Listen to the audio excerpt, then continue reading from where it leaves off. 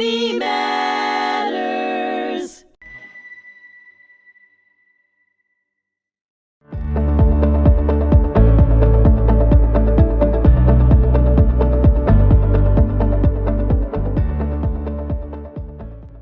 Hello, and welcome to Raised by Survivors here on HMTV at the Holocaust Memorial and Tolerance Center. I'm your host, Bernie Furshpan, and I want to thank you for joining me today. I have a very special guest here on Raised by Survivors, and she was raised by two Holocaust survivors.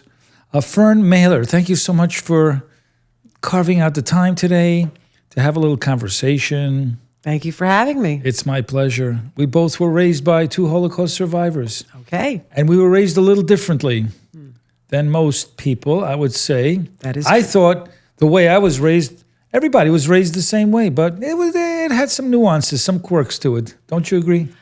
Absolutely. Inside the house, it was Eastern Europe.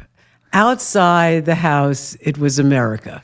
Wow. I never heard it put that way, but that's beautifully said, quite honestly. It was Eastern Europe. I mean, it was Eastern European food, Yep. the music, the culture, the words, the language. The thought pattern. The thought pattern, very good.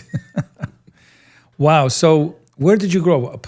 I grew up in the Bronx. I grew up in an area called Highbridge, which is right up from Yankee Stadium. And it was a fascinating place to grow up because everybody's parents came off the boat from somewhere. It was either Eastern Europe, it was Germany, Hungary, Romania, Czechoslovakia, Poland, and then you had everybody from Puerto Rico, and then you had everybody from the Deep South. Everybody's parent had an accent. Right. So this is how I grew up until I was 13. We lived in the Bronx until I was 13. I moved to Queens when I was 13, and it was the first time I was exposed to American-born parents. And it shocked me that, as you said, this is how everybody should grow up, that parents didn't speak another language. They only spoke English. This was something I did not understand. Yeah.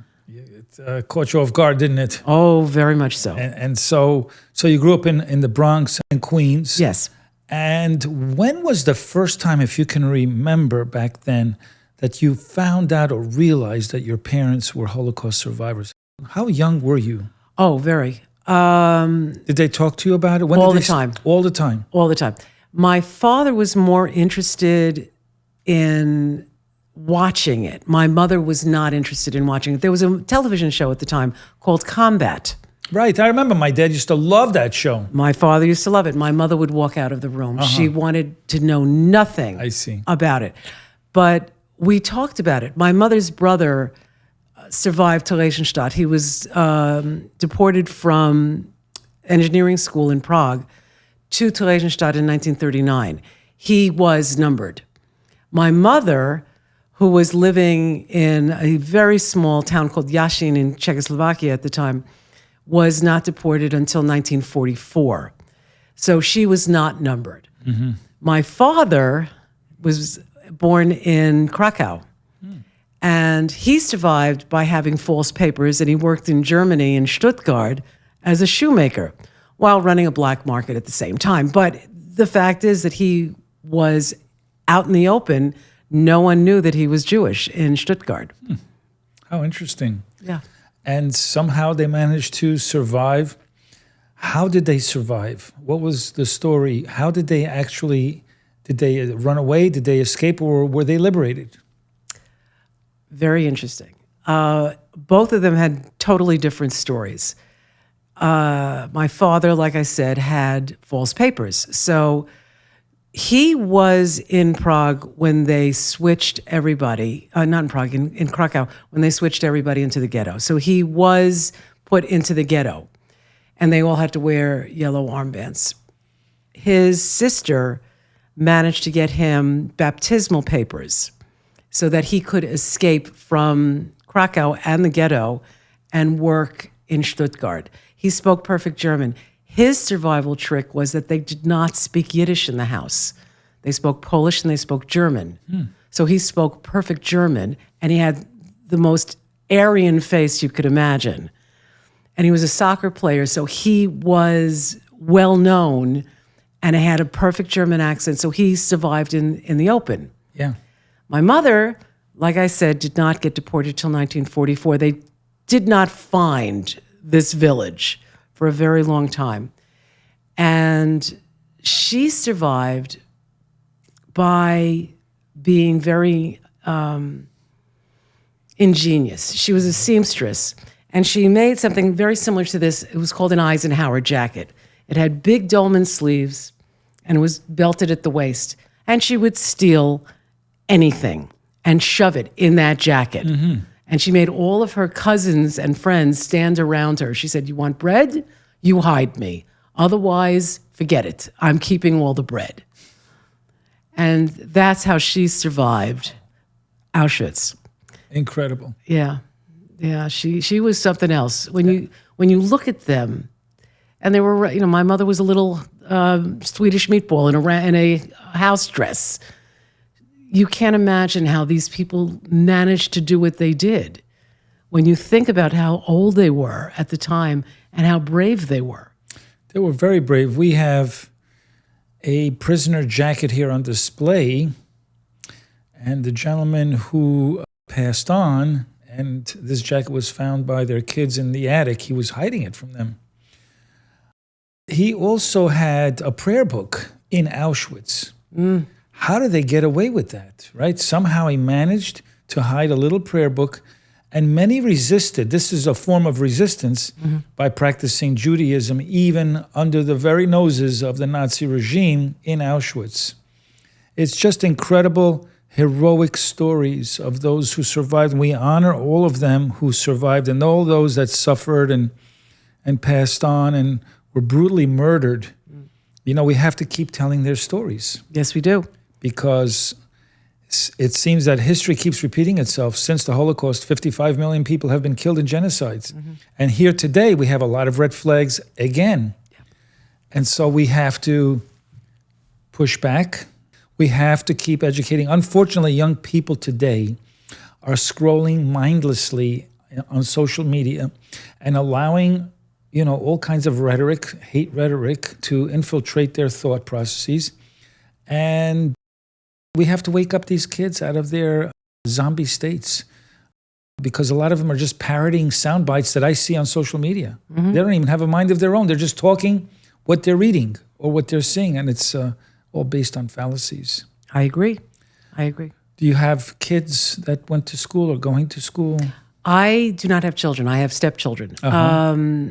But I will always tell the stories. Are they in the school system? No, they're older now. But I have grandchildren. Okay. Step-grandchildren. And I spend the time with them and talk to them as much as I can. So what was it like growing up inside your parents' homes, your home, in terms of food and culture? I can tell you some of the things. I can tell you some stories, but I know you have a lot of stories. I want to hear your stories. What it was like growing up in Eastern Europe inside your house. Well, growing up in Eastern Europe, we had such foods that don't exist anymore. Right. Gala. Okay. So gala is pacha, is it not? Pacha is different. Okay, tell me. Pacha, as you know, is calf's foot jelly. Right. And aspic. And it jiggles. And it's disgusting. And they poured vinegar over it. God, I'd see it. I'd And it had cringe. garlic and eggs and meat. Ugh. And it was scary looking, and it smells like a dead body. Honestly, my dad loved it. But you, what is gala? Gala is, and I tried looking it up in a cookbook I have of Jewish recipes. Gala was a cornmeal and goat cheese thing. It was hellacious, as I can only say. The smell was enough to knock you out. Nothing was worse than shav. Oh, shav. Shav is sorrel leaves. I don't know if it's fermented or what, but it smells like rotten meat. It's just an awful smell. My dad loved it. Yeah. This was his comfort food. Yep. And the funny thing is, I told my husband about this, American-born on his side. He doesn't know. Borscht. You had borscht. Okay. Yeah, that wasn't terrible. No, it wasn't terrible. Of course, you didn't crack. Did you crack the raw egg into that and mix it? No, my dad would put sour cream in it. Okay, sour cream. to me, one of the best things you could have in the summer was borscht and potatoes. They'd boil the potatoes and they'd pour the borscht over it. Oh, it was delightful. Yes. My dad loved that stuff. Oh. He would listen to WEVD, the Yiddish channel. The station that speaks your language. That speaks your language, and it was all Yiddish. And I'll tell you, can I be honest with you? My dad would listen to it Sunday mornings. And, they had a big king-size bed, so I would jump on the bed and just listen with him. And there's something about it that was very comforting. Oh, yes. Because I felt like it was our people keeping the culture alive, talking about the Catskills and this, but it was all in Yiddish. And this is kind of how I learned Yiddish, through listening to that and listening to my parents. They didn't want me to know Yiddish because this was their secret language. Yeah, Shasha, the Kinderherz. Exactly. Yeah. The Kinderherz Zeget. So what else? What other foods can we talk about? Kishka. Kishka. We both said it together. There's nothing like the original kishka. They don't make it the way they used to. Nope. They don't make gefilte fish the way they used to. Come to my house, I'll make gefilte right? fish. No problem. You have a carp, you gut it out, and that's where gefilte means filled. Yes. That's the literal definition. But they don't fill it. It's not. Now it's just a filling. Yep. But it's not the entire process of filling it in a carp. I still make, I can make stuffed cabbage, gefilte fish, Right. chopped liver. Chopped liver. It's normal food. Why do people say, what do I look like, chopped liver? It's almost like an insult. Yeah. To be chopped liver, to be like a chopped liver. But I loved it, quite honestly. It was sweet. There was something sweet about it because I think it was the onions. Of course it's Right? the onions. It's the onions. It's the sauteed onions. And, oh my God, they really knew how to make. What else did you have? A stuffed cabbage, of course. A good chicken soup can't go wrong. No, it's definitely It's a cure. Latkes and latkes, kreplach, knedlach. The story goes that when my mother came to the United States, she lived on Rivington Street. And it was a big Italian and Jewish population living in that area. So they taught my mother how to make marinara sauce, and my mother taught them how to make kreplach, otherwise known as ravioli. Right. So my mother could make the greatest lasagna you could ever imagine. Really? Oh, she was great at it. That's awesome. Every culture has their dumplings, right? It's the ravioli, it's the kreplach, it's the dim sum, whatever that is. It's everybody has their version of, it's really a crepe. Anytime you put a lach at the end of something, it's kind of like it's a smaller version of something, right? It's a snack food almost. So it's really a crepe that's folded with meat in it. It's a small crepe. And my mother used to boil it and put it in chicken soup, and then she used to fry it with onions. Oh, delicious. Right? So I'm assuming this is the foods that people ate in Poland. This is Polish food, actually, because kreplach is really pierogies. Yes. And interestingly enough, if you think about it, they used to make schmaltz. Yes. And I found out why they made schmaltz, because there wasn't oil that was available. So they needed something to fry things in. So they would take the skin of the chicken or the goose or the duck and fry it to render the fat. Right. And then what did you have at the end of making schmaltz? You had gribnis. Do you remember gribnis? No, actually not. They're the cracklings from the skin. Oh, wow. And the you dried, fried cracklings, and you put a little salt on it. Oh my God. Oh my God, they were in heaven. Oh, were they in heaven? They enjoyed the little things, the simple things back then, and they ate whatever was available. And this was all part of the assimilation process to cultures around the world. In this particular situation, this scenario, we're talking about the Polish culture, and this is mostly Polish food. Even challah bread is braided Polish bread. Well, you also have Ukrainian influences, because I remember going down 6th Street in Manhattan, St. Mark's Place, which has a very large Ukrainian population, and I'm reading the signs, and all of a sudden I see chalupchis, stuffed cabbage. Of course I know chalupchis. Oh, wow. So there is something that's also from that area that blended in. Did your mom put sugar in the stuffed cabbage? Of course. Content? Yeah. Yeah. She put sugar in a lot of things. Yeah. Well, I think that's why she got diabetes, honestly. Both of my parents, knock wood, they had old age onset diabetes, which amazed me. Huh. They were two healthy human beings. How long did they live? Okay. My father lived till he was 90, and I always said he died of embarrassment. Somebody had to help him take a shower. Miserable person. My mother, unfortunately, died when she was 76, and because she was in Auschwitz, because she was in the camps, because she was marched, because of what happened. She had an enlarged heart, enlarged liver, varicose veins, bunions on her feet. She had a problem. Yeah. She would have been much healthier had she not been through what she had been through. I noticed that you have a fantastic sense of humor, an outstanding sense of humor. And this was part of our upbringing. Having a sense of humor, I think they had to have a sense of humor in order to survive. My favorite story, Talking about just this, thank you for letting this come in. My mother and her cousin are on one of their marches from one camp to another. And you had a cup, you had a spoon, that's all you had. Her cousin had 2 cups. And they're marching, and the 2 cups are clanging together. And my mother said, why? Hannah, why do you have 2 cups? She says, one is for meat and one is for milk. Hannah, we barely have something to eat.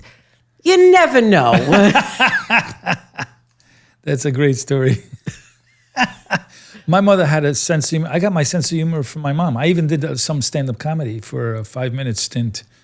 And she, no matter how much she suffered, she always had to get a great sense of humor. So she had a very bad case of diabetes and the complications that came along with it. She lost both lower extremities completely. And one time I'm sitting with her in her kitchen having some coffee. I would visit her often with my dad, and the neighbor comes over and he's just standing by the doorway and just being annoying. So finally he leaves. My mother was so annoyed, she couldn't wait for him to leave. She says, Bernie, if I had my legs, I'd kick him out of here. I said, Mom, that's a rhetorical statement. No, she says, I would really kick him out of here. My father, when he got older, had a Jamaican aide. And I would go there on Sundays and help her buy the food and bring it up and down and up and down. And one day I was downstairs and I came up to the kitchen and I hear the Jamaican maid say to my father, Mr. Mehler, what do you mean you're hungry? You just ate. No, not famished. Famished. And all I could think of is, oh God, what the heck were they saying when I was not here? Oh my God. I always thought famished means famished. Is it not the same? Yes. Sometimes my mom would, she would be upset with somebody and she'd say, cholera. And I didn't know that it meant cholera. Yeah. Cholera, yes. Yeah. It went cholera. So today we have obviously a rise in anti-Semitism, not just in the United States, but all around the world. It just spiked, meaning that it's been in the woodwork this entire time and all of a sudden is just oozing out. And it's scary for a lot of people. It doesn't scare me because I'm not easily intimidated, but I'm concerned. I'm concerned for my grandkids. I'm concerned for the future of humanity. You know, anti-Semitism is the oldest hate that exists, but there's hate for everybody. Everybody hates everybody. I don't even know why. We should all love each other. We're all related. This is one big family. But unfortunately, because of politics and propaganda, there's a lot of divisiveness and demonization of people. And it's just a terrible thing that it's happening again, that we're not mature enough as a civilization, as a society to understand that this is not going to end good. We're so advanced as a society. People carrying around a computer that is the fastest thing that we ever made. When we were kids, we didn't have computers. Now they have access to everything and everybody. And I don't know if that's good or bad. In a way it's good, but in a way it's bad. So a lot of the haters out there are getting way too much oxygen. Young kids are seeing it. And unfortunately, the big social media companies, are utilizing something called algorithms, meaning if you like something or you see something, even if you look at it for a few seconds, you're going to get a lot more of it. And these young kids don't know any better. Mm-hmm. They just don't know any better. And they think this is truth. They see a lot of demonizations of Israel and Jews, and this is propaganda. And so you talk to them, and it's not even them talking. They're just parroting sound bites that they're hearing on social media. Mm-hmm. And I asked them, what do you really think? Well, they really don't know. This is what they think. But they think they're programmed to hate this generation. It's a scary generation, but it's a smart generation. They think that they're doing the right thing, and this is where we have to wake them up out of their zombie state and tell them that here are the facts. We cannot keep repeating history. What is your hope for this next generation? What do you think we should be doing? What are we not doing enough? What should we be doing more of with these young kids? The only thing that we have are ourselves. The only thing we have with us are our stories. Mm-hmm. And the more we tell the stories and information is more important than anything else. To be allowed to be in schools and explain what it was that we lived through. Unfortunately, our parents are, those that lived through it are going. Mm-hmm. So all we can do is tell their stories, which is, if you think about it, the way we learned what Socrates said. There was nothing really written down. There was no paper. It was a constant oral history that went forward until somebody, years and years later, long after Socrates was dead, was able to write down what he said. Mm-hmm. And it could have been a little off by that point. Mm-hmm. We have a duty to keep the stories alive, to remind people that, yes, this did exist. Yes, these people were killed. They were destroyed. There was an attempt to wipe us out. And we still have the duty to explain what happened. If you hit one voice, if you just get to one of them, maybe that one voice will spread the news again. And that's the only thing we can do, really. You're right. We should never give up. Never allow it to happen again.